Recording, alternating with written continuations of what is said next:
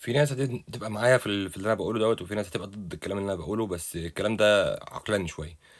الناس اللي عمالة تعمل دعاوي للنزول الشارع ودعاوي للوقوف وثورة ومش عارف ايه ضد الحكومة المصرية وضد الجيش وضد الحكم العسكري والكلام اللي هم بيقولوا ده كله.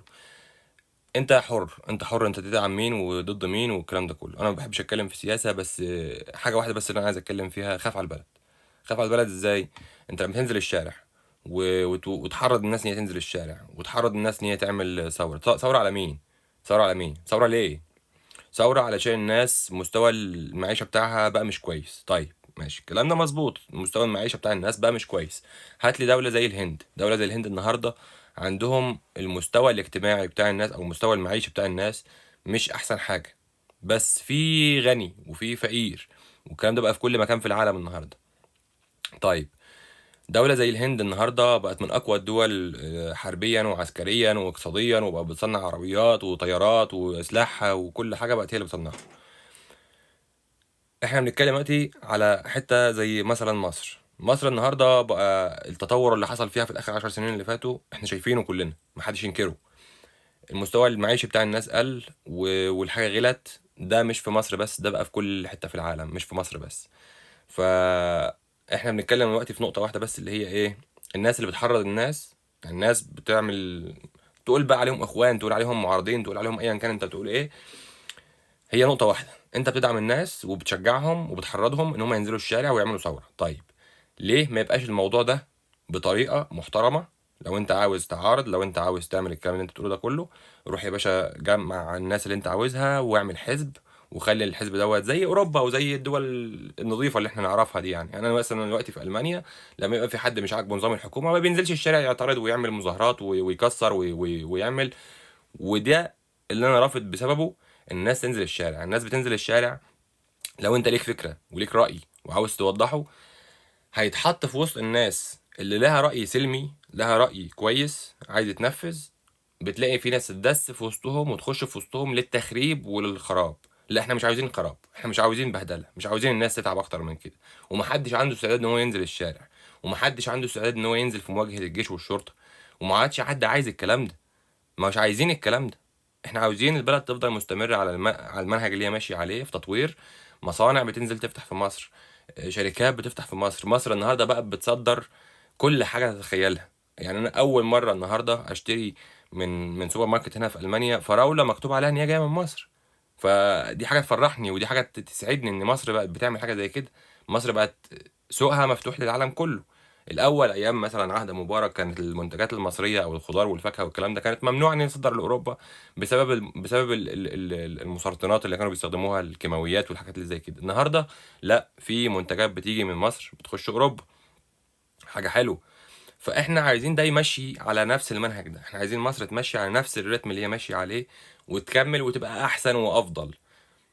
عشان تبقى افضل، انت لما تنزل الشارع هي مصر هتبقى افضل؟ لا، مصر ممكن يبقى فيها مشاكل، ممكن يبقى فيها فساد، ممكن يبقى فيها تهريق، تخريب للي انت عاوز تعمله. الفكره اللي انت عاوز تعرضها واللي انت عاوز تقولها ان انت ضد حاجه معينه، انت كده مش هتوضحها. انت كده هتدمر نفسك وهتدمر الناس اللي انت بتحرضهم، وهتبهدل الناس، والناس دي هتخش سجون وهتتبهدل. مش معنى كده ان في قمع، لا. انا مع الجيش ان هو يوقف اي حاجه، انا مع الشرطه ان هي توقف اي حاجه ضد مصلحه الناس وضد امن وامان الناس. ده لا يدل ان انا مثلا مع القمع ولا مع احنا مش مع اي حد ولا مع اي حاجه، احنا مع مصلحه البلد اول حاجه. تمام؟ انت مش عاجبك النظام، مش عاجبك الحكومه، مش عاجبك اي حاجه من دي، قول اللي انت عاوزه بطريقه محترمه، من غير مظاهرات، من غير بهدله، من غير ما تبهدل الناس حواليك، من غير ما تحرض ناس طيبه ونيتها صافيه ونازله عشان فعلا عندها حاجه تعباها ومش عارفه توصل رايها، تقوم تنزلهم ويتدس ما بينهم ناس تخرب، وهم يتظلموا مع الناس اللي نزلت خربت. اللي بيخرب واللي ما بيخربش السيئه بتعم.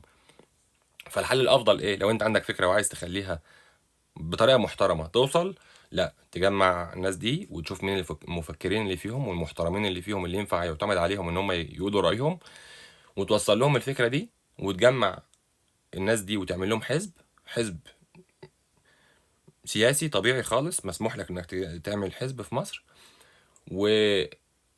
وبرأيك وبتجمع الجمهور حواليك على رأيك اللي انت حطيته، اللي هو اصلا كنت عاوز تنزل تقوله في الشارع، لا قوله بس بالحزب. اعمل حزب وحط ناس، الناس دي ينفع تخش البرلمان وتقول رأيها. يبقى انت كده عارضت بس مخربتش البلد. مع ان انا مش شايف ان دلوقتي مفيش حد ينفع يعارض في اي حاجة. انا ضد ان اي حد يعارض الدولة في اي حاجة. مصر ماشية كويس، بتنتج. اي نعم، في سلبيات، في ناس مستواها المعيشي نزل، في كل حاجة انت ممكن عايز تقولها ماشي موجودة، محدش بينكرها. بس سيب البلد تكمل في اللي هي ماشية فيه. البلد ماشية في اتجاه مظبوط. كل اللي بتسمعه في السوشيال ميديا ده كله مدبر ومتخطط له ومش محطوط كده من الهوا. لا، ما دام انت بتسمع حاجة مرة واتنين وتلاتة معناه ان في حد وراها بيدعمها. فانت لازم تبقى صاحي وواعي وعارف انت بتعمل ايه. حوار بقى ان ايه احنا عايزين ناكل ونشرب وبس، دي اللي كانوا هما بيدعموه زمان ايام الاخوان مثلا ولا غيرهم. بيدعموا الناس دي علشان تفضل ماسكه مكانها. بيدعموا زي مثلا اللي بيحصل في سوريا النهارده. اللي بيحصل في سوريا النهارده بسبب ان الراجل ده في دول وراه واقفه بتسنده عشان يبقى في المكان اللي هو فيه، عشان يحقق لهم مصالح هم كانوا عاوزينها. تمام. فما تخليش ده يحصل في مصر. احنا نتمنى لاخواتنا السوريين ان بلدهم تبقى احسن من كده، ونتمنى لهم رئيس كويس، ونتمنى لهم حكومة كويسة، ومش غيرانين منهم ولا فرحانين ان هم هيبقوا في ايد ناس زي كده. احنا لا، احنا عاوزين ان الناس دي برضو يبقى عندهم بلد كويسة، وعايزين ان هم ينجحوا، وعايزين ان هم يبقوا من افضل الناس، وعايزين يبقى عندهم جيش قوي تاني، وعايزين يبقى عندهم كل حاجة كويسة، لان هم اخواتنا ونتمنى لهم كل خير.